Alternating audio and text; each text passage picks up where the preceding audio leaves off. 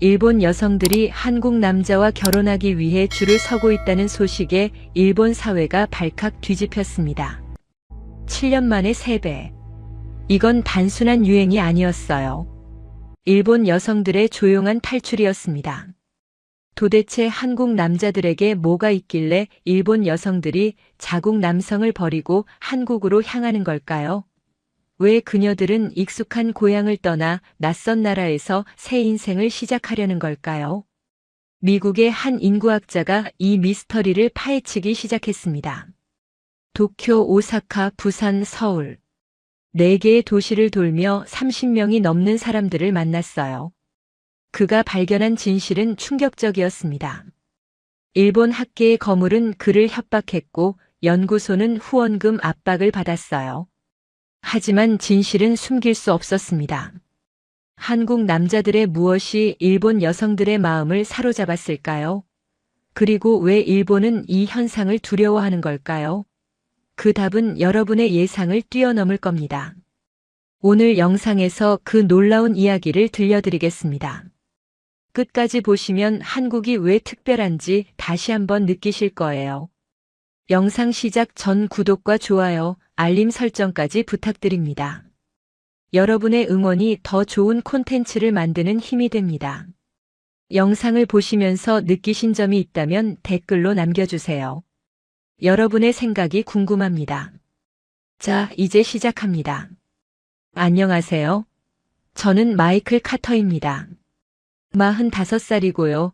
미국 워싱턴에 있는 동아시아 연구소에서 인구 통계학자로 일하고 있습니다. 지난 20년간 동아시아 인구 흐름을 연구하면서 수천 개의 그래프를 봐왔죠. 중국의 인구 감소, 일본의 초고령화, 한국의 저출산 문제까지 동아시아의 거의 모든 인구 위기를 데이터로 지켜봐왔습니다. 숫자 뒤에 숨겨진 사람들의 이야기를 읽어내는 게 제 직업이에요. 그런데 지난주 금요일 오후 3시쯤이었어요. 일본 통계청에서 보내온 국제 결혼 자료를 열어보는 순간 심장이 멈추는 것 같았습니다. 한국 남성과 일본 여성의 결혼 수치가 7년 만에 거의 3배나 상승해 있었거든요. 처음에는 데이터 오류인 줄 알았습니다. 이런 급격한 변화는 전쟁이나 대규모 이민 정책 없이는 절대로 일어나지 않는 게 인구학의 상식이니까요. 저는 눈을 비비고 다시 화면을 들여다봤습니다. 엑셀 파일을 닫았다가 다시 열어봤어요. 숫자는 변하지 않았습니다. 도쿄, 오사카, 나고야 같은 대도시뿐 아니라 후쿠오카, 도토리, 시마네 같은 지방 중소도시에서도 똑같은 패턴이 나타나고 있었습니다. 특정 지역의 특수한 현상이 아니었어요. 일본 전역에서 동시다발적으로 벌어지고 있는 일이었죠. 더 놀라웠던 건 증가 속도였습니다. 보통 사회 현상은 파도처럼 치솟았다가 빠지기 마련인데 이 곡선은 파도가 아니라 조류 같았어요. 지속적이고 조용하게 상승하는 곡선이요. 한번 올라간 수치가 내려가지 않고 계속 쌓이고 있었습니다. 마치 눈사람이 굴러가면서 점점 커지는 것처럼요. 이건 우연이 아니라 구조적 변화라는 확신이 들었습니다. 뭔가 거대한 흐름이 동아시아의 인구 지형을 바꾸고 있었죠.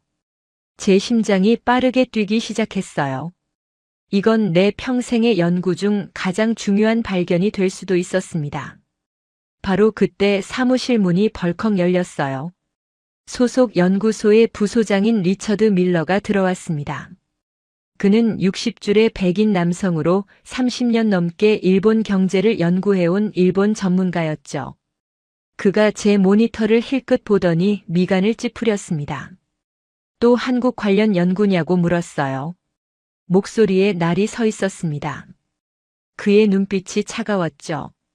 저는 이게 단순한 한국 연구가 아니라 동아시아 전체의 인구 지형이 바뀌고 있다는 증거라고 설명했습니다. 하지만 리처드는 콧방귀를 뀌었죠. 연구소의 주요 후원사 중 하나가 도쿄에 본사를 둔 일본 대기업이라는 걸 상기시켜줬습니다. 민감한 시기에 일본에 불리한 연구 결과를 발표하면 연구비가 끊길 수 있다고요. 그는 제가 연구소에 얼마나 큰 재정적 위험을 가져올 수 있는지 숫자까지 들먹이며 압박했습니다. 연간 50만 달러가 걸린 문제라고요. 저는 학문적 진실이 후원금보다 중요하다고 반박했습니다. 리처드는 냉소적으로 웃으며 말했어요. 진실이 중요하다면 왜 항상 한국에 유리한 결론만 나오느냐고요. 혹시 한국 정부에서 뒷돈이라도 받는 거 아니냐고요. 그 말이 가슴에 비수처럼 꽂혔습니다. 20년 경력의 학자에게 뇌물수수 의혹을 던지다니요. 저는 분노가 치밀었지만 꾹 참았습니다. 그가 나간 후 저는 오랫동안 모니터를 바라봤습니다. 23살에 이 분야에 뛰어든 이후로 한 번도 학문적 양심을 저버린 적이 없었거든요. 데이터가 말하는 진실을 외면하라는 압박은 처음이었습니다. 손이 떨렸어요. 커피잔을 들었다가 내려놓았습니다. 창밖의 워싱턴 하늘이 어둑해지고 있었죠. 며칠 후 상황은 더 복잡해졌습니다. 도쿄대학의 야마모토 켄지 교수에게서 이메일이 왔거든요. 그는 72살의 노학자로 일본 인구학계에 살아있는 전설이자 제 오랜 학문적 라이벌이었습니다. 15년 전 학회에서 한일 관계에 대한 견해 차이로 크게 충돌한 이후로 우리 사이는 냉랭했죠. 그가 제 연구 방향을 어떻게 알아챘는지 모르겠지만 이메일 내용은 정중했어요. 하지만 경고의 의미가 분명했습니다. 한일 국제 결혼 데이터를 왜곡해서 해석하면 학계에서 신뢰를 잃게 될 거라고요. 특히 미국인이 동아시아 문제에 함부로 개입하는 건 위험하다는 뉘앙스가 느껴졌습니다. 저는 데이터를 왜곡한 적이 없다고 답장을 보냈습니다. 하지만 야마모토 교수의 답은 더 날카로웠죠. 숫자는 같아도 해석은 다를 수 있다면서요. 일본 여성들이 한국 남성과 결혼하는 이유가 한국이 더 나은 나라여서가 아니라 단순한 문화적 호기심이나 한류 열풍의 일시적 영향일 뿐이라고 주장했습니다. 그는 제가 데이터를 한국 편향적으로 해석하고 있다고 비난했어요. 일본의 명예를 훼손하는 연구를 발표하면 가만히 있지 않겠다는 암시도 있었습니다. 그의 주장은 표면적으로 논리적이었지만 뭔가 빠져 있었습니다. 호기심으로 시작된 관계가 7년간 3배씩 늘어나지는 않거든요. 한류 열풍은 20년 전부터 있었지만 국제 결혼 급증은 최근 7년의 현상이었죠. 호기심은 금방 식는 법이니까요. 뭔가 더 근본적인 변화가 일어나고 있었습니다. 일본 사회 내부에서 뭔가가 무너지고 있었어요. 저는 직접 현장을 확인하기로 결심했습니다. 데이터만으로는 부족했어요. 실제로 그 선택을 한 사람들의 목소리를 들어야 했죠. 통계 뒤에 숨겨진 개인들의 이야기를 수집해야 진실에 다가갈 수 있었습니다. 연구비 문제는 나중에 생각하기로 했어요. 아내 사라에게 일본 출장 계획을 말하자 그녀는 한숨을 쉬었습니다. 또 일이냐고요? 우리 결혼 기념일이 다음 주인 거 알고 있냐고 물었죠. 22번째 결혼 기념일이었습니다. 저는 미안하다고 말했어요. 하지만 이번 연구는 정말 중요하다고요. 사라는 아무 말 없이 고개를 돌렸습니다. 그 침묵이 어떤 말보다 무거웠어요. 결혼 생활 22년 동안 저는 늘 이를 먼저 선택해왔고 그녀는 늘 참아왔죠. 이번에도 마찬가지였습니다. 비행기 표를 예약하면서 저는 생각했습니다. 이 연구가 제 경력을 끝낼 수도 있다는 걸요. 연구소의 압박, 일본 학계의 견제, 그리고 가정의 위기까지 모든 것이 저를 막아서고 있었죠. 45살에 새로운 직장을 구하기란 쉽지 않을 거였습니다. 하지만 그래프 속 그 조용한 상승 곡선이 자꾸 눈에 밟혔습니다. 저 곡선 뒤에는 수만 명의 일본 여성들이 내린 선택이 있었어요. 그들은 왜 익숙한 조국을 떠나 낯선 나라의 남자와 결혼하기로 했을까요? 그 선택의 의미를 세상에 알리는 건 제 의무라고 생각했습니다. 진실은 불편해도 밝혀져야 하니까요. 나리타 공항에 내리는 순간 저는 알 수 없는 긴장감에 휩싸였습니다. 이 땅에서 제가 발견하게 될 진실이 동아시아의 미래를 어떻게 바꿔놓을지 상상도 할 수 없었거든요. 공항 밖으로 나서자 2월의 차가운 바람이 얼굴을 스쳤습니다. 도쿄의 하늘은 회색빛이었어요. 마치 이 나라가 품고 있는 무거운 비밀처럼요. 도쿄에 도착한 다음 날 아침, 저는 신주쿠에 있는 국제결혼상담센터를 찾아갔습니다. 미리 연락해둔 센터장 다나카 씨가 입구에서 저를 맞이해줬어요. 50대 중반의 단정한 여성이었죠. 그녀는 제 연구 목적을 듣더니 고개를 끄덕였습니다. 요즘 한국 남성과의 상담 요청이 폭발적으로 늘었다고요. 3년 전만 해도 한 달에 10건 정도였는데 지금은 100건이 넘는다고 했어요. 상담사를 3명이나 더 뽑았는데도 감당이 안 된다고 했습니다. 첫 번째 인터뷰 대상은 32살의 회사원 미호였습니다. 그녀는 도쿄의 한 대기업에서 8년째 일하고 있었죠. 미호는 차분한 목소리로 이야기를 시작했어요.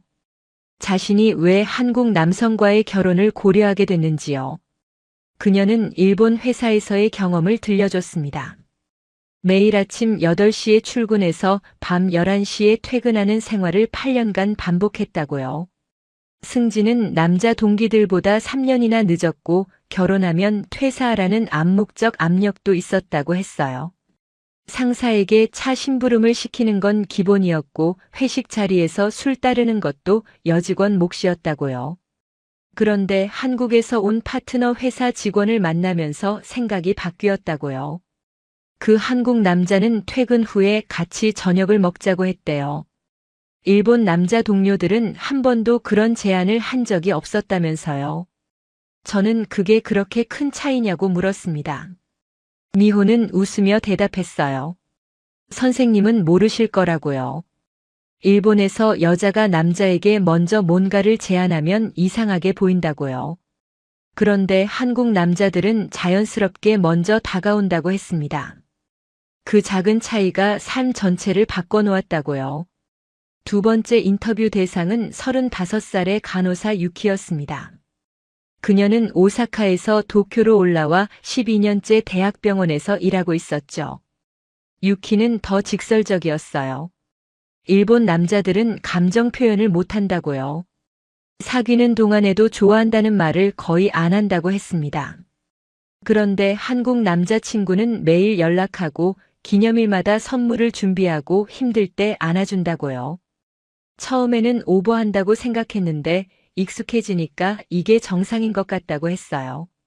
사랑받는 느낌이 어떤 건지 처음 알았다고요. 저는 인터뷰 내용을 녹음하면서 한 가지 패턴을 발견했습니다. 그녀들의 말은 감상적이지 않았어요. 차분했고 오랜 관찰 끝에 얻은 결론처럼 단단했죠. 흔한 문화 동경이나 한류 스타에 대한 환상이 아니었습니다. 삶의 조건을 바꾸기 위한 냉정한 선택이었어요. 그날 밤 호텔로 돌아와 녹음 파일을 다시 들었습니다. 창밖으로 도쿄의 야경이 보였어요. 화려한 네온 사인들이 반짝이고 있었지만 그 빛 아래서 수많은 여성들이 탈출구를 찾고 있었죠. 저는 노트북을 열고 메모를 정리했습니다. 커피를 마시며 밤새 작업할 준비를 했어요. 그때 휴대폰이 울렸어요. 워싱턴에서 온 전화였습니다. 리처드 밀러였죠. 그는 대뜸 물었어요.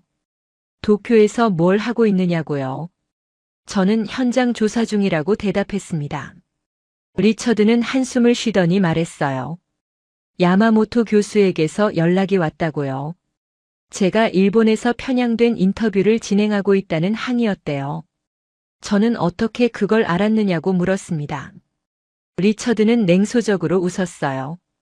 일본은 좁은 나라라고요. 특히 학계는 더 좁다고 했습니다. 누군가 제 행적을 야마모토 교수에게 보고하고 있는 게 분명했어요. 저는 등골이 서늘해졌습니다. 감시당하고 있다는 느낌이 불쾌했죠. 리처드는 경고했어요. 연구소 이사회에서 제 프로젝트에 대한 긴급 회의가 열릴 거라고요. 일주일 안에 돌아오지 않으면 연구비 지원이 중단될 수 있다고 했습니다. 저는 일주일이면 충분하다고 대답했어요. 하지만 속으로는 불안했습니다. 아직 인터뷰해야 할 사람이 20명도 넘게 남아 있었거든요. 다음 날 저는 더 서둘러야 했습니다. 오전에 3명, 오후에 4명을 연속으로 만났어요. 29살 디자이너, 41살 변호사, 38살 교사, 27살 프리랜서 작가까지. 직업도 나이도 달랐지만 그녀들의 이야기에는 공통점이 있었습니다. 한국 남자들은 감정 표현이 명확하다고요. 약속을 지킨다고요. 작고 큰 약속 모두요. 무엇보다 미래를 함께 그리자고 말해준다고 했어요. 일본 남자들에게서는 들어본 적 없는 말이라고요. 일본에서는 결혼해도 각자의 삶을 산다고 했습니다. 하지만 한국 남자들은 우리라는 단어를 자주 쓴다고요. 그 작은 단어 하나가 얼마나 큰 위로가 되는지 모른다고 했어요. 저는 밤늦게까지 인터뷰 내용을 정리했습니다. 그러다 문득 아내 사라 생각이 났어요. 결혼 기념일이 이틀 후였죠. 저는 휴대폰을 들어 사라에게 메시지를 보냈습니다. 미안하다고요. 곧 돌아간다고요. 하지만 답장은 오지 않았어요. 새벽 2시가 넘어서야 짧은 답이 왔습니다. 알았다고요. 그 2글자가 1000마디보다 무겁게 느껴졌죠. 사흘째 되는 날 저는 다나카 센터장을 다시 만났습니다. 그녀에게 지금까지의 인터뷰 결과를 요약해서 들려줬어요. 다나카 씨는 고개를 끄덕이며 말했습니다.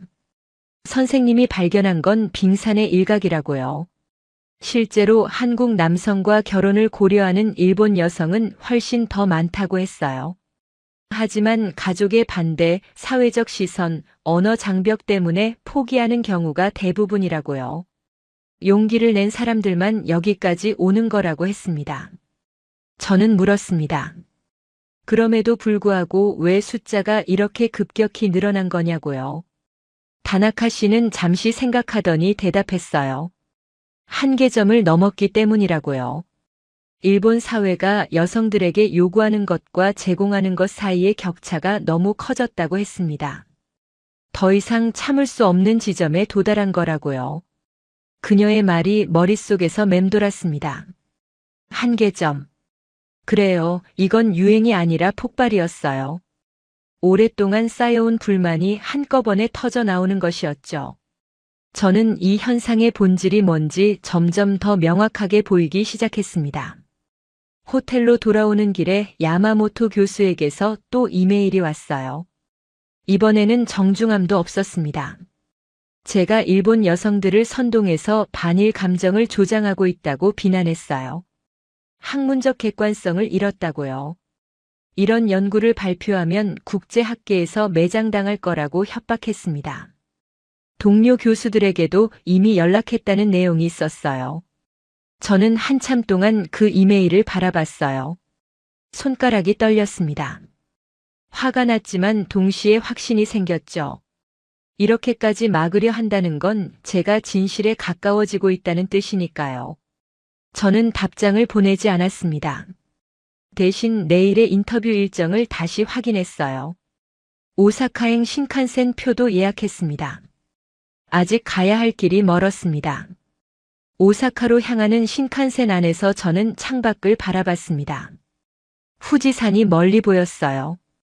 눈 덮인 산봉우리가 구름 사이로 솟아있었죠. 아름다운 풍경이었지만 마음은 무거웠습니다. 야마모토 교수의 협박 이메일이 계속 머릿속을 맴돌았거든요. 열차 안승객들은 대부분 조용히 잠들어 있었어요. 오사카역에 도착한 건 오후 1시쯤이었어요. 저는 택시를 타고 오사카 대학으로 향했습니다. 사회학과의 나카무라 히로시 교수를 만나기로 했거든요. 그는 일본 내에서 몇 안 되는 진보적 학자로 일본 사회의 구조적 문제를 25년간 연구해온 사람이었습니다. 야마모토 교수와는 학문적으로 완전히 반대 입장이었죠. 둘은 10년 전 학회에서 공개적으로 논쟁을 벌인 적도 있다고 들었어요. 나카무라 교수의 연구실은 낡은 건물 4층에 있었어요. 엘리베이터도 없어서 계단으로 올라가야 했죠. 문을 두드리자 60대 초반의 온화한 인상의 남자가 문을 열어줬습니다. 그는 저를 보자마자 웃으며 말했어요. 야마모토 교수가 난리를 치고 있다는 소식을 들었다고요. 미국에서 온 학자가 일본의 치부를 건드렸다면서 학계에 소문이 퍼졌다고 했습니다. 저는 솔직하게 물었어요. 제 연구가 정말 편향된 건지요? 나카무라 교수는 고개를 저으며 대답했습니다. 편향된 게 아니라 불편한 진실을 건드린 거라고요. 일본 학계는 자국에 불리한 연구를 극도로 싫어한다고 했어요. 특히 한국과 관련된 주제라면 더욱 그렇다고요. 역사적 감정이 학문적 객관성을 가리는 경우가 많다고 했습니다. 저는 본론으로 들어갔습니다. 한국 남성과 일본 여성의 국제 결혼 급증 현상에 대해 어떻게 생각하느냐고요. 나카무라 교수는 잠시 생각하더니 단호하게 대답했어요. 이건 탈출이라고요. 그 단어가 가슴에 강하게 박혔습니다. 저는 더 자세히 설명해달라고 했어요. 나카무라 교수는 책상 위에 서류 더미를 가리키며 말했습니다. 이게 다 일본 여성들의 사회 참여에 관한 연구 자료라고요. 20년간 모은 것들이라고 했어요. 수천 페이지에 달하는 인터뷰 기록과 통계 분석이라고요. 그는 설명을 이어갔습니다. 일본의 젊은 여성들이 자신들의 미래를 지키려는 조용하지만 단호한 탈출이라고요. 일본 사회는 여성에게 너무 많은 걸 요구한다고 했어요. 일도 잘하고 예쁘고 순종적이고 결혼하면 가사와 육아를 전담하고 그러면서도 불평하지 말라고요. 하지만 정작 여성들에게 돌아오는 건 거의 없다고 했습니다. 승진 기회도 동등한 임금도 사회적 인정도 부족하다고요. 저는 물었어요. 그렇다면 한국은 다르냐고요. 나카무라 교수는 고개를 끄덕였습니다. 완벽하진 않지만 방향이 다르다고요. 한국은 빠르게 변하고 있고 일본은 제자리 걸음이라고 했어요. 젊은 여성들은 그 차이를 본능적으로 느낀다고요. 특히 한국 남성들의 적극적인 감정 표현이 일본 여성들에게 신선한 충격이라고 했습니다. 그의 말이 도쿄에서 만난 여성들의 인터뷰와 정확히 일치했습니다. 저는 확신을 얻었어요. 이건 단순한 문화 현상이 아니라 사회 구조의 문제였습니다. 인터뷰를 마치고 나오는데 휴대폰이 울렸어요. 낯선 일본 번호였습니다. 받자마자 차가운 목소리가 들렸어요. 야마모토 켄지라고 자신을 밝혔습니다. 심장이 쿵 내려앉았죠. 야마모토 교수는 단도직입적으로 말했어요. 나카무라를 만났다는 걸 안다고요. 그 사람은 일본 학계에서 이단아 취급받는 사람이라면서 그런 사람의 말을 믿으면 안 된다고 했습니다. 저는 학문에는 다양한 관점이 있어야 한다고 반박했어요. 야마모토 교수는 비웃었습니다. 미국인이 일본을 뭘 안다고 이러느냐고요. 20년 연구했다고 해도 외부인은 외부인이라고 했어요. 그리고 경고했습니다. 이 연구를 계속하면 후회하게 될 거라고요. 국제학회에서 제 이름이 거론될 때마다 문제를 제기하겠다고 했어요. 저는 협박에 굴복하지 않겠다고 말했습니다. 야마모토 교수는 한숨을 쉬며 말했어요. 협박이 아니라 충고라고요. 그리고 전화를 끊었습니다. 손이 떨렸어요. 분노와 두려움이 뒤섞인 감정이었죠. 하지만 동시에 이상한 쾌감도 느꼈습니다. 이렇게까지 막으려 한다는 건 제가 정말 중요한 걸 건드렸다는 뜻이니까요. 호텔로 돌아와 노트북을 열었습니다. 메일함에 새 메시지가 와 있었어요. 리처드 밀러였습니다. 제목은 긴급이었죠. 내용을 읽는 순간 심장이 멎는 것 같았습니다. 연구소 이사회에서 제 프로젝트를 심의했다고요. 일본 측 후원사에서 공식적으로 항의가 들어왔대요. 만약 이 연구를 계속하면 연간 50만 달러의 후원금을 끊겠다고요. 이사회는 제게 선택권을 줬습니다. 연구를 중단하고 복귀하거나 연구를 계속하되 연구소를 떠나거나요. 저는 한참 동안 화면을 바라봤습니다. 20년간 쌓아온 경력이 눈앞에서 무너지는 느낌이었어요. 45살에 새로운 시작을 해야 할 수도 있었죠. 그때 또 다른 메일이 왔습니다. 아내 사라였어요. 제목은 없었고 내용은 단 한 줄이었습니다. 우리 얘기 좀 해야 할 것 같다고요. 결혼 기념일은 내일이었습니다. 가슴이 답답해졌어요. 저는 창밖을 바라봤어요. 오사카의 밤거리가 보였습니다. 네온사인들이 반짝이고 있었지만 그 빛이 차갑게 느껴졌어요. 커리어와 가정, 둘 다 위기에 처해 있었죠. 하지만 이상하게도 연구를 포기할 생각은 들지 않았습니다. 그래프 속 그 상승 곡선이 다시 떠올랐어요. 수만 명의 일본 여성들이 내린 선택. 그들은 익숙한 것을 버리고 새로운 미래를 향해 뛰어들었습니다. 가족의 반대, 사회적 시선, 언어 장벽을 뚫고요. 그들에 비하면 제 상황은 아무것도 아니었어요. 저는 결심했습니다. 어떤 대가를 치르더라도 이 연구를 끝내겠다고요.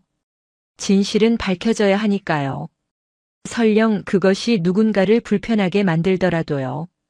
다음 날 아침 저는 부산행 비행기 표를 예약했습니다. 이제 통계가 아니라 실제로 그 선택을 한 사람들을 만나야 할 때였어요. 한국으로 건너간 일본 여성들의 이야기를 직접 들어야 했습니다. 그래야 이 퍼즐의 마지막 조각을 맞출 수 있었죠. 공항으로 가는 택시 안에서 저는 사라에게 메시지를 보냈습니다. 한국까지만 가면 돌아간다고요. 미안하다고요. 사랑한다고요. 답장은 오지 않았습니다. 하지만 저는 알고 있었어요. 이 연구가 끝나면 모든 걸 설명할 수 있을 거라고요. 간사이 공항의 출국장을 지나면서 저는 뒤를 돌아봤습니다. 일본이라는 나라가 품고 있는 균열을 이제 막 발견한 참이었어요. 그 균열 사이로 새어나오는 빛을 따라가면 진실이 있을 거였습니다. 김해 공항에 내린 건 오후 4시쯤이었어요. 부산의 공기는 오사카와 달랐습니다. 바다 냄새가 섞인 바람이 상쾌했죠. 2월의 한국은 일본보다 조금 더 추웠지만 햇살은 따뜻했어요. 공항을 나서자 한글 간판들이 눈에 들어왔습니다. 낯설지만 어딘가 정감 있는 풍경이었죠. 저는 택시를 타고 해운대 쪽으로 향했습니다. 차창 밖으로 높은 아파트들이 보였어요. 첫 번째 인터뷰 대상인 마유 씨를 만나기로 했거든요. 마유는 34살의 도쿄 출신 여성이었습니다. 3년 전 한국 남성 준석 씨와 결혼해서 부산에 정착했죠. 대학에서 영문학을 전공했고 도쿄의 출판사에서 7년간 편집자로 일했다고 해요. 우리는 해운대 해변이 보이는 카페에서 만났어요.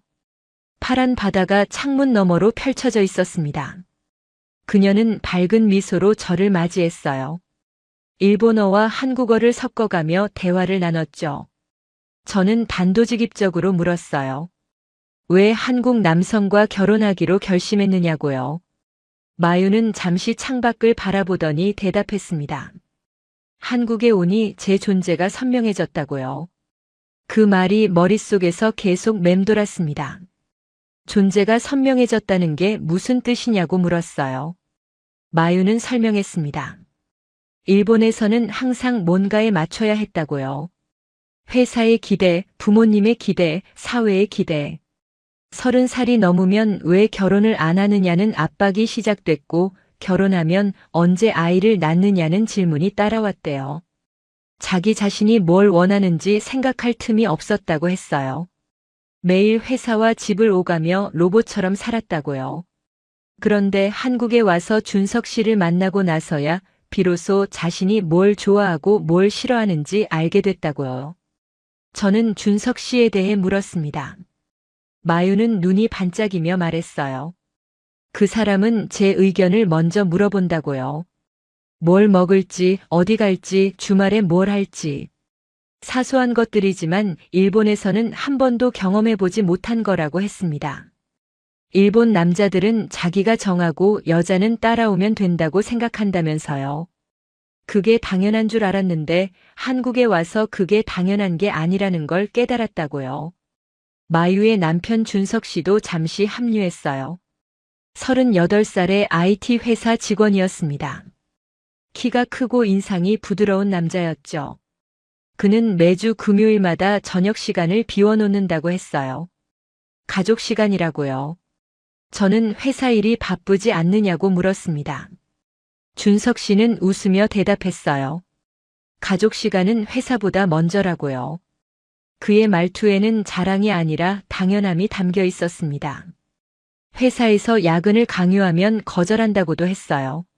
한국도 예전에는 일본처럼 야근 문화가 심했지만 지금은 많이 바뀌었다면서요. 일본에서는 평일 저녁에 가족 시간이 사치로 여겨진다고 마유가 덧붙였어요. 남편이 밤 10시 전에 들어오면 이상하게 보는 문화라고요. 회사에 충성하지 않는 사람으로 낙인 찍힌다면서요. 하지만 한국에서는 그게 점점 기본값이 되어가고 있었습니다. 이 사소한 차이가 삶의 질을 완전히 갈라놓고 있었죠. 다음 날 저는 서면에서 두 번째 부부를 만났습니다. 아내 사쿠라는 31살의 오사카 출신이었고 남편 민수는 35살의 부산 토박이었어요. 둘은 4년 전 일본 출장 중이던 민수가 사쿠라가 일하던 카페에 들어오면서 만났다고 했습니다. 민수는 무역회사에서 일하고 있었고 한 달에 한 번씩 오사카로 출장을 갔대요. 사쿠라는 민수의 첫인상을 이야기했어요. 처음 본 손님인데 눈을 보고 인사하더라고요. 미소까지 지으면서요. 일본에서는 손님과 점원이 눈을 마주치는 일이 거의 없다면서요. 그 작은 눈맞춤이 시작이었다고 했습니다. 민수는 매일 카페에 왔고 일주일 만에 연락처를 물었대요. 일본 남자들은 석 달이 지나도 그런 용기를 내지 못한다고 사쿠라가 말했어요. 소극적인 게 멋있다고 생각하는 문화라면서요. 저는 결혼 후 생활에 대해 물었습니다. 사쿠라는 가장 큰 변화가 대화라고 했어요. 민수는 하루에도 몇 번씩 사랑한다고 말한다고요. 아침에 출근할 때, 점심에 전화할 때, 저녁에 집에 올 때.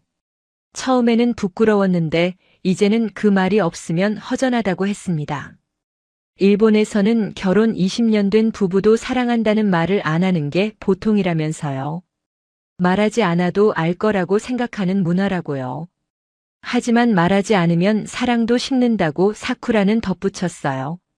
민수는 덧붙였어요. 아내가 행복해야 가정이 행복하다고요. 그래서 아내의 기분을 매일 확인한다고 했습니다.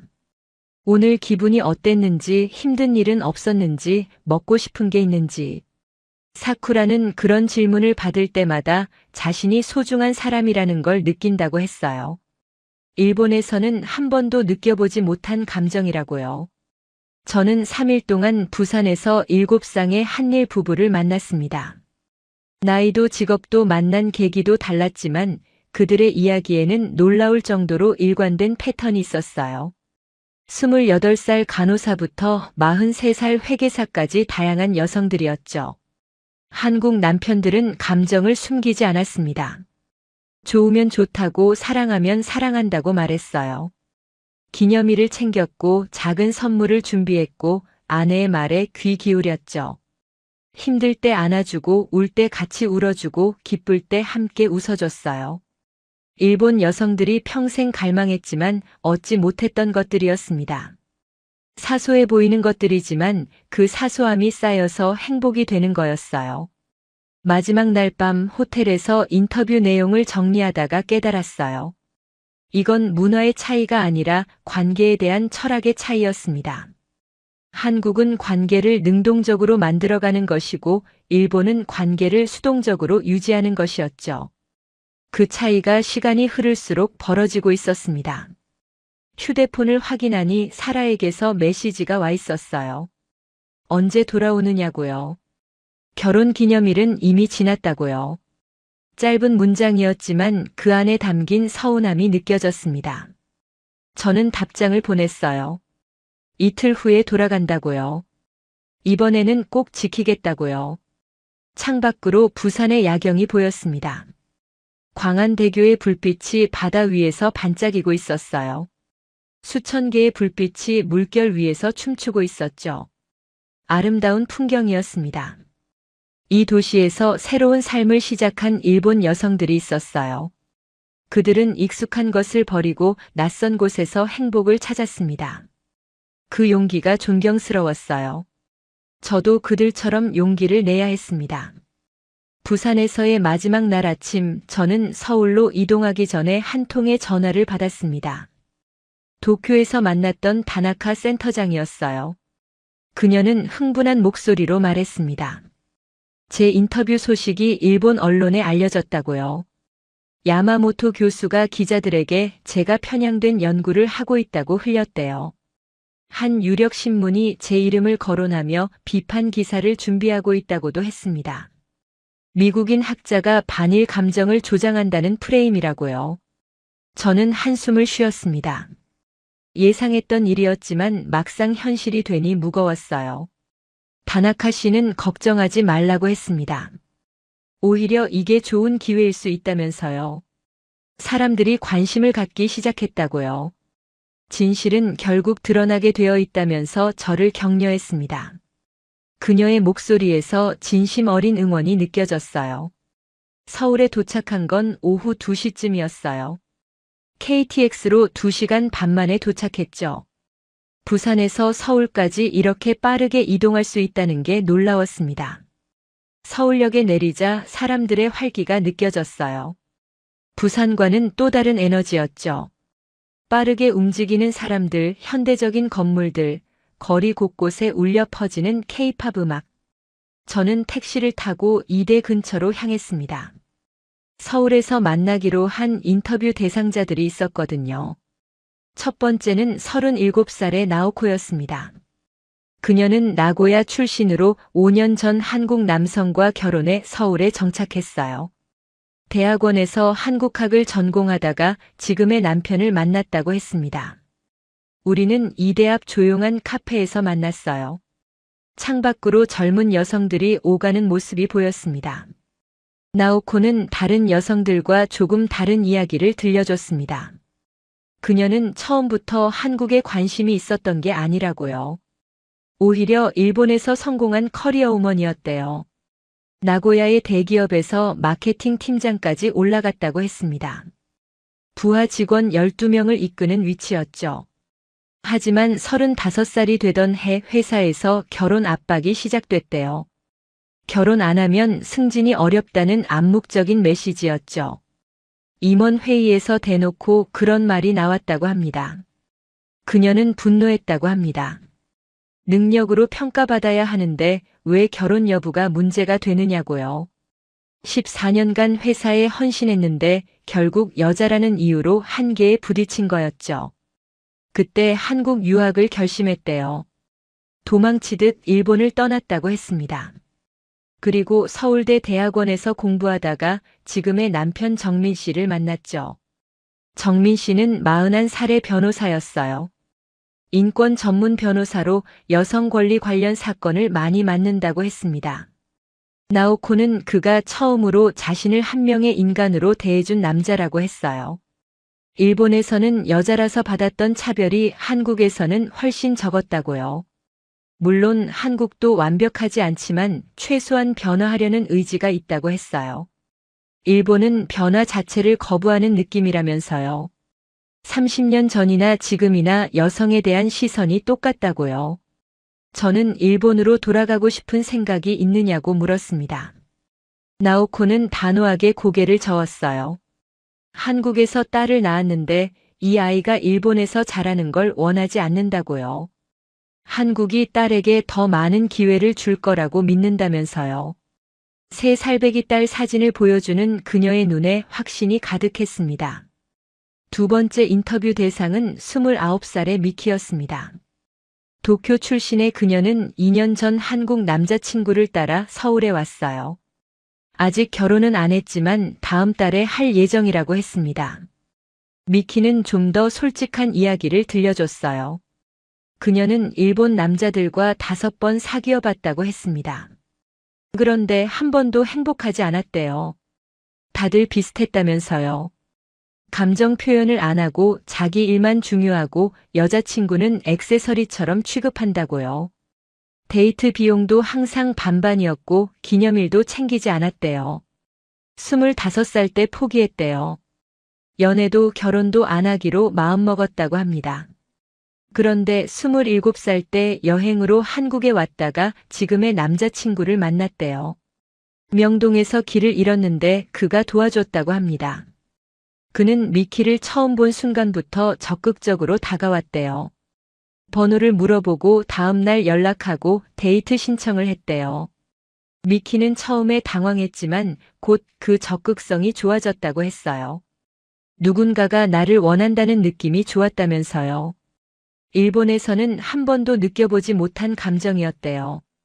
저는 하루에 3명에서 4명씩 만나며 서울에서 나흘을 보냈습니다. 인터뷰 대상자는 모두 12명이었어요.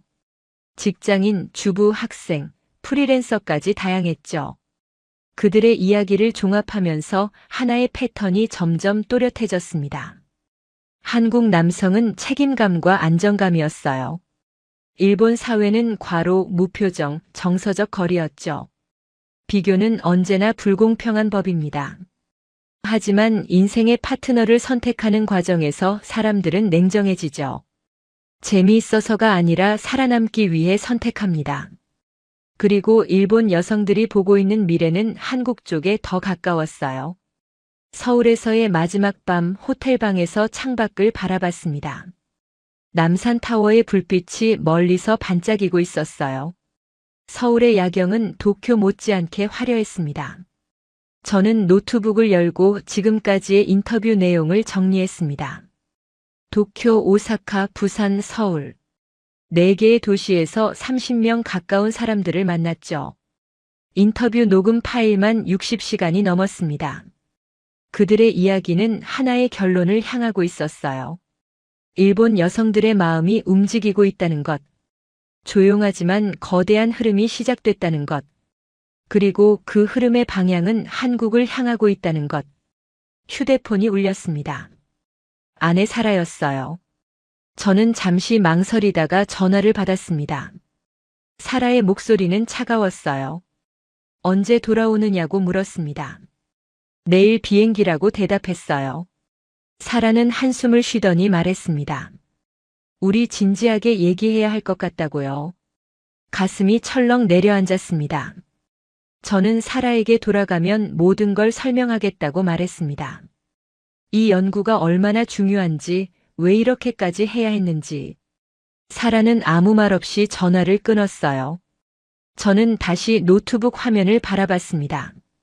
연구는 거의 끝나가고 있었어요. 이제 남은 건 이 모든 걸 하나의 이야기로 엮는 것이었습니다. 인천공항에서 워싱턴행 비행기에 오르기 전 저는 마지막으로 한 사람을 더 만났습니다. 서울의 한 대학에서 부부 상담을 전문으로 하는 김영희 교수였어요. 그녀는 20년간 상담 심리학을 연구했고 한일 커플을 200쌍 이상 상담한 경험이 있다고 했습니다. 국제 결혼 전문가로 유명한 분이었죠. 김 교수는 공항 근처 카페에서 저를 만나줬어요. 비행기 시간이 2시간밖에 남지 않아서 바로 본론으로 들어갔습니다. 저는 물었어요. 한국 남편과 일본 아내 사이에 가장 큰 차이점이 뭐냐고요. 김 교수는 잠시 생각하더니 대답했습니다. 관계에 대한 접근 방식이 완전히 다르다고요. 한국은 관계를 관리하려 하고 일본은 관계를 유지하려 한다고 했어요. 저는 그 차이가 뭐냐고 물었습니다. 김 교수는 설명했어요. 관리한다는 건 능동적으로 문제를 발견하고 해결하려는 태도라고요. 한국 남편들은 아내가 불만이 있으면 왜 그런지 물어보고 어떻게 하면 나아질지 고민한다고 했습니다. 갈등이 생기면 풀려고 노력한다고요. 싸우더라도 대화를 통해 해결점을 찾으려 한다면서요. 반면 일본 남편들은 관계를 유지하려고만 한다고 했어요. 문제가 생겨도 시간이 지나면 해결될 거라고 믿는다고요. 갈등을 피하려 하고 대화를 회피한다고 했습니다. 참고 견디면 언젠가 괜찮아질 거라는 사고방식이라고요. 그래서 문제가 해결되지 않은 채 쌓이고 결국 폭발하거나 관계가 냉랭해진다고 했어요. 이혼하지 않고 가면 내 생활을 하는 부부가 일본에는 정말 많다고요. 관리대 유지. 그 차이가 시간이 흐를수록 격차가 벌어진다고 김 교수는 말했어요. 처음에는 작은 차이지만 10년, 20년이 지나면 완전히 다른 결과가 나온다고요. 한국 부부는 계속 변화하고 성장하는데 일본 부부는 정체된 채로 멀어진다고 했습니다. 같은 집에 살면서도 남남처럼 지내는 부부가 일본에는 정말 많다고요. 저는 고개를 끄덕였어요. 그 분석이 제가 만난 모든 커플들의 이야기와 정확히 일치했거든요. 한국 남편들은 갈등을 풀려고 했고 일본 남편들은 갈등을 견디려고 했죠. 전자는 변화이고 후자는 정체였습니다. 일본 여성들이 어떤 선택을 할지는 자연스럽게 결정되고 있었어요. 김 교수는 덧붙였습니다. 문화적 차이만이 아니라 사회 구조의 문제도 크다고요. 일본 남성들은 어려서부터 감정을 억누르도록 교육받는다고 했어요. 남자는 울면 안 되고 약한 모습을 보이면 안 되고 항상 강해야 한다고요. 그래서 성인이 되어도 감정 표현을 못한다고 했습니다. 자기 감정이 뭔지도 모르는 남자들이 많다고요. 슬픈지 화가 난 건지 구분을 못한다면서요. 반면 한국은 유교적 전통이 있지만 최근 20, 30년간 급격하게 변했다고요. 젊은 세대 남성들은 감정 표현에 훨씬 더 개방적이라고 했어요. 드라마나 영화의 영향도 크다면서요. 한국 콘텐츠에서 남자 주인공들이 울고 사랑을 고백하고 감정을 솔직하게 표현하는 모습이 많이 나온다고요. 그게 젊은 세대의 연애관에 영향을 줬다고 했습니다. 문화가 사회를 바꾼 좋은 예라고요. 비행기에 오르면서 저는 김 교수의 말을 곱씹었습니다. 관리대 유지, 변화대 정체. 그 단순한 이분법이 이 복잡한 현상을 설명해주고 있었어요. 13시간의 비행 동안 저는 잠을 자지 못했습니다. 머릿속에서 지난 열흘간의 인터뷰 내용이 계속 재생됐어요. 마유의 존재가 선명해졌다는 말, 나카무라 교수의 이건 탈출이라는 말, 김 교수의 관리대 유지라는 분석. 모든 조각들이 하나로 맞춰지고 있었습니다. 이제 이걸 하나의 보고서로 엮어야 했어요. 그러다 문득 제 결혼 생활이 떠올랐어요. 사라와 저는 22년을 함께 했습니다. 하지만 솔직히 저는 관계를 관리하기보다 유지하려고만 했던 것 같았어요. 일에 바빠서 연구가 중요해서 시간이 없어서 수많은 핑계를 대며 사라의 감정을 외면해왔죠. 저도 결국 감정 표현을 못하는 남자 중 하나였던 거예요. 결혼 기념일을 놓친 건 이번이 처음이 아니었습니다. 사라의 생일 파티에 늦은 적도 있었고 아이들의 졸업식에 참석하지 못한 적도 있었어요. 큰아들 대학 입학식에도 못 갔죠. 항상 일이 먼저였습니다. 저는 일본 여성들이 떠나는 이유를 연구하면서 정작 제 아내가 왜 상처받았는지는 모르고 있었던 거였어요. 아이러니했습니다. 워싱턴에 도착한 건 현지 시간으로 저녁 7시쯤이었습니다. 공항에서 택시를 타고 집으로 향했어요. 창밖으로 익숙한 워싱턴의 거리가 보였습니다. 링컨 기념관, 워싱턴 기념비 국회의사당. 하지만 마음은 무거웠죠. 연구는 거의 완성됐지만 가정은 위기에 처해 있었어요. 집에 도착하자 사라가 거실에 앉아 있었어요. 그녀는 저를 보더니 아무 말 없이 고개를 돌렸습니다. 저는 가방을 내려놓고 그녀 앞에 앉았어요. 미안하다고 말했습니다. 결혼 기념일을 놓쳐서 항상 일만 생각해서 당신 감정을 외면해서. 사라는 눈물을 글썽이며 말했어요. 22년 동안 참았다고요. 당신은 항상 연구가 먼저였다고요. 나는 항상 두 번째였다고요. 아이들도 나도 가족 모두가 당신한테는 부차적인 존재였다고요. 그 말이 가슴을 찔렀습니다. 저는 사라의 손을 잡았어요. 이번 연구를 하면서 많은 걸 배웠다고 말했습니다. 한국 남성들이 왜 일본 여성들에게 인기가 있는지, 관계를 어떻게 관리해야 하는지, 그리고 깨달았다고요. 제가 당신에게 얼마나 못했는지. 사라는 울면서 물었어요. 그래서 뭐가 달라지는 거냐고요. 저는 대답했습니다. 이제부터 달라지겠다고요. 당신을 첫 번째로 두겠다고요. 매일 사랑한다고 말하겠다고요. 한국 남편들처럼. 사라는 피식 웃었어요. 갑자기 한국 남자 됐냐고요. 저도 웃었습니다. 그래도 노력은 할 수 있다고요. 45살이라도 변할 수 있다고요. 그날 밤 우리는 오랜만에 함께 저녁을 먹었어요. 사라가 좋아하는 이탈리안 레스토랑에서요. 캔들라이트 디너였습니다. 와인을 마시며 이야기를 나눴어요. 연구 이야기도 하고 아이들 이야기도 하고 우리의 미래에 대해서도요. 오랜만에 느끼는 따뜻함이었습니다. 관계는 유지하는 게 아니라 관리하는 거라는 걸 저도 이제야 배웠어요. 집에 돌아온 다음 날 저는 연구소로 출근했습니다. 리처드 밀러가 복도에서 저를 기다리고 있었어요. 그의 표정은 여전히 굳어 있었습니다.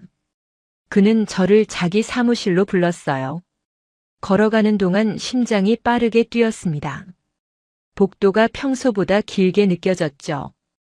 20년간 다닌 연구소인데 처음 온 것처럼 낯설었어요. 리처드는 책상에 앉더니 말했습니다. 이사회 결정이 내려졌다고요. 저는 심장이 쿵 내려앉았어요. 해고 통보일 거라고 예상했거든요. 20년간의 경력이 여기서 끝나는 건가 싶었습니다. 45에 새로 시작해야 하는 건가 하는 생각이 스쳤어요. 하지만 리처드의 말은 예상과 달랐습니다. 이사회에서 제 연구를 검토했는데 학문적 가치가 있다고 판단했대요. 일본 측 후원사가 강력하게 압력을 넣었지만 학문의 자유를 침해할 수는 없다는 결론이 났다고 했습니다. 연구소의 명예가 걸린 문제라고요. 돈보다 원칙이 중요하다는 의견이 다수였대요. 다만 조건이 있었어요. 연구 결과를 발표하기 전에 일본 측 의견도 균형 있게 반영하라는 거였죠. 일방적인 비판이 아니라 공정한 분석이 되어야 한다면서요. 저는 안도의 한숨을 내쉬었습니다. 연구를 계속할 수 있게 된 거였어요. 리처드는 덧붙였어요. 솔직히 당신 연구 내용이 흥미롭다고요.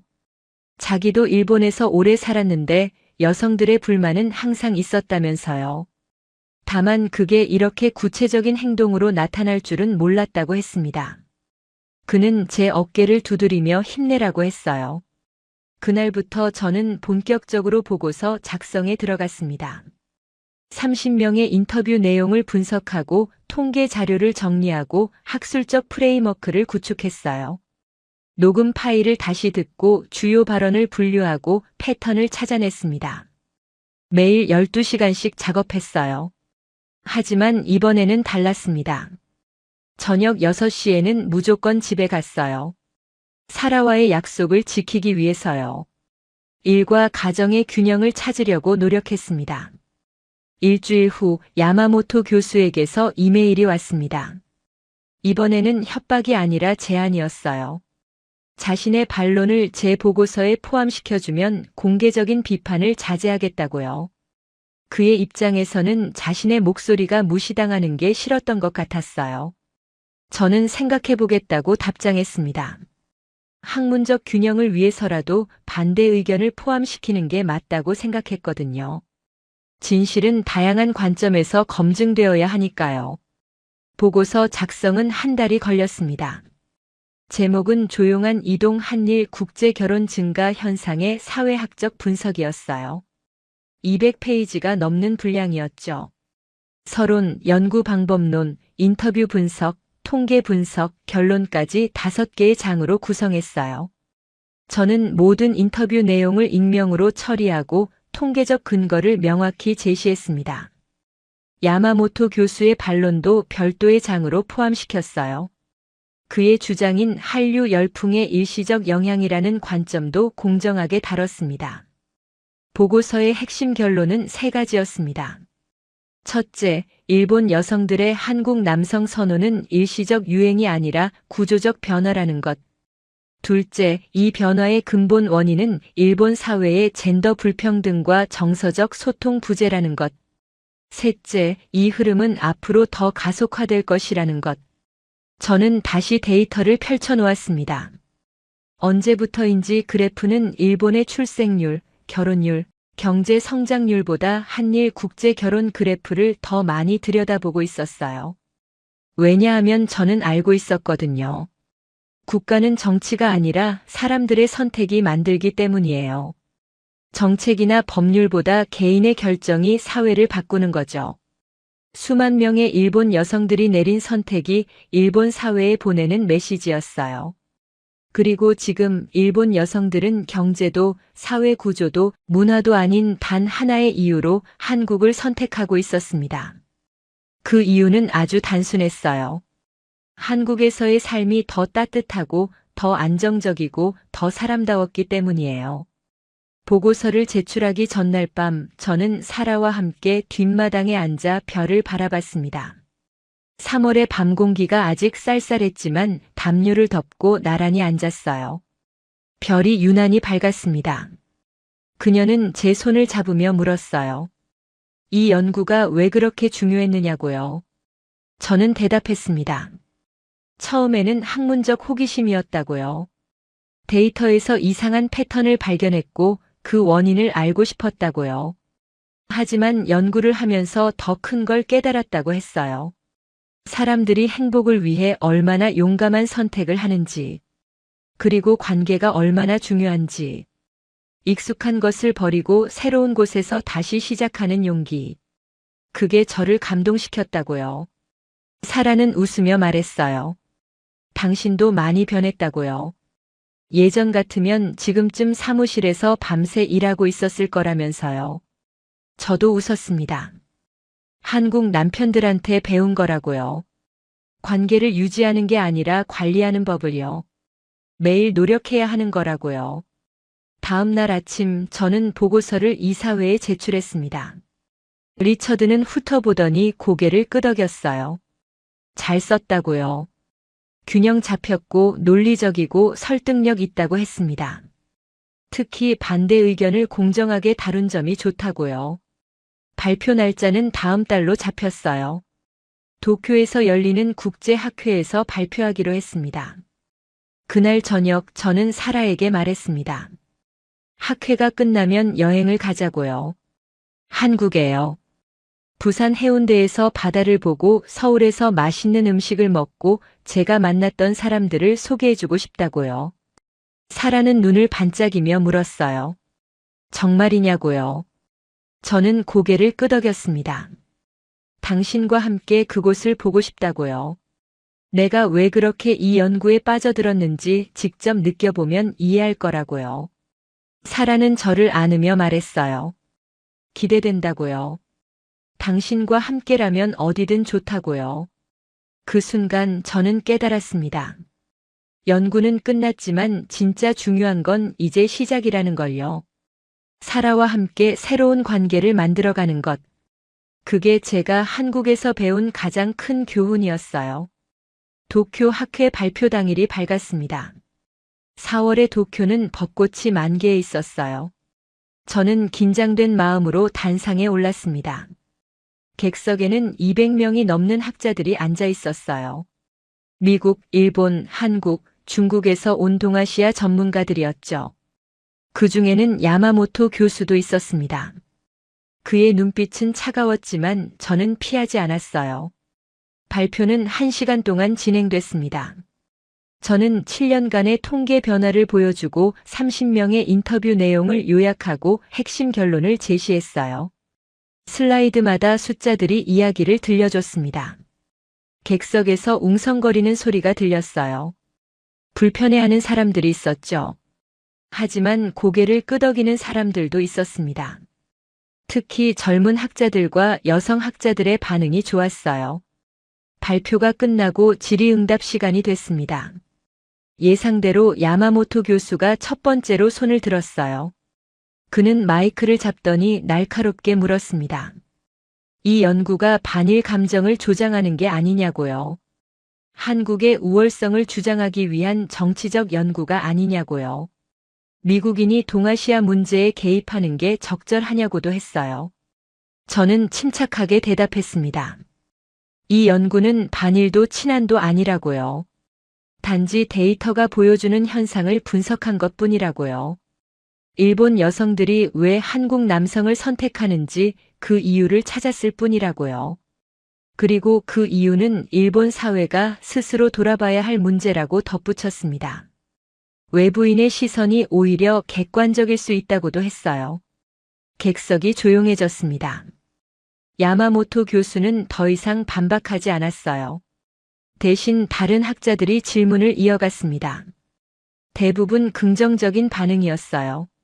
한 젊은 일본인 여성 학자는 자신도 비슷한 고민을 했다며 연구에 공감한다고 했습니다.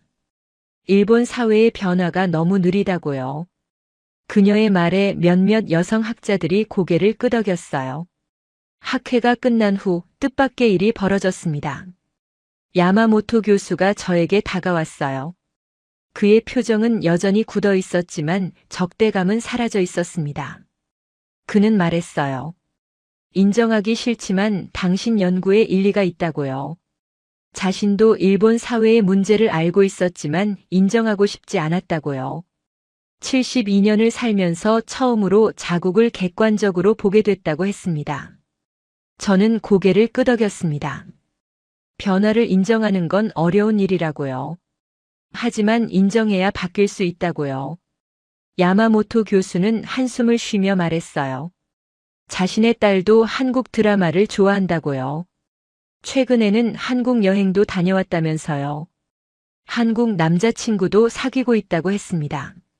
시대가 변하고 있다는 걸 느낀다고 했어요.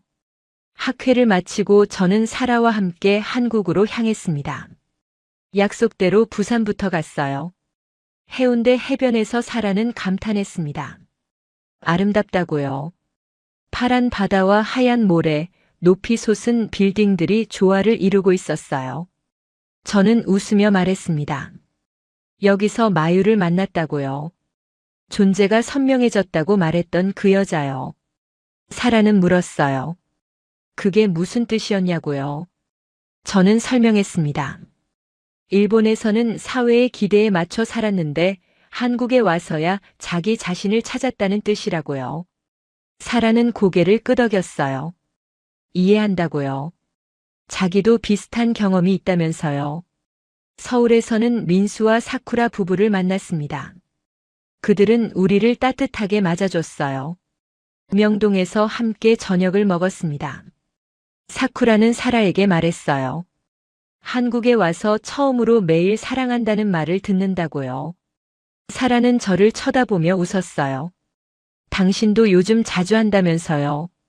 민수는 저에게 물었습니다. 연구가 잘 됐느냐고요. 저는 고개를 끄덕였어요.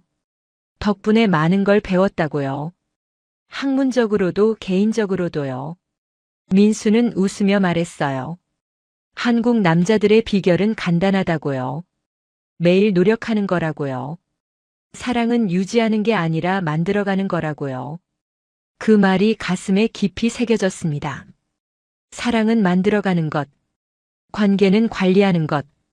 한국에서 배운 가장 중요한 교훈이었어요. 여행을 마치고 워싱턴으로 돌아왔습니다. 공항에서 집으로 가는 길에 사라가 말했어요. 좋은 여행이었다고요. 당신이 왜 그렇게 이 연구에 빠져들었는지 이제 알겠다면서요. 한국 사람들의 따뜻함을 직접 느꼈다고요. 저는 그녀의 손을 잡았습니다. 집에 도착해서 저는 서재에 앉았어요. 창밖으로 워싱턴의 하늘이 보였습니다. 저는 노트북을 열고 마지막으로 그래프를 확인했어요. 7년간 3배로 증가한 한일 국제결혼. 그 숫자 뒤에는 수만 명의 이야기가 있었습니다. 행복을 찾아 국경을 넘은 사람들. 익숙한 것을 버리고 새로운 삶을 선택한 사람들. 저는 깨달았습니다. 이 연구는 단순히 통계 분석이 아니었어요. 인간의 선택에 대한 이야기였습니다. 사람들은 더 나은 삶을 위해 변화를 선택한다는 것. 그리고 그 변화의 방향은 따뜻함을 향한다는 것. 한국은 완벽한 나라가 아닙니다. 하지만 한국 사회는 변화하고 있었어요. 젊은 세대는 감정을 표현하고 관계를 소중히 여기고 가족을 위해 시간을 내고 있었습니다.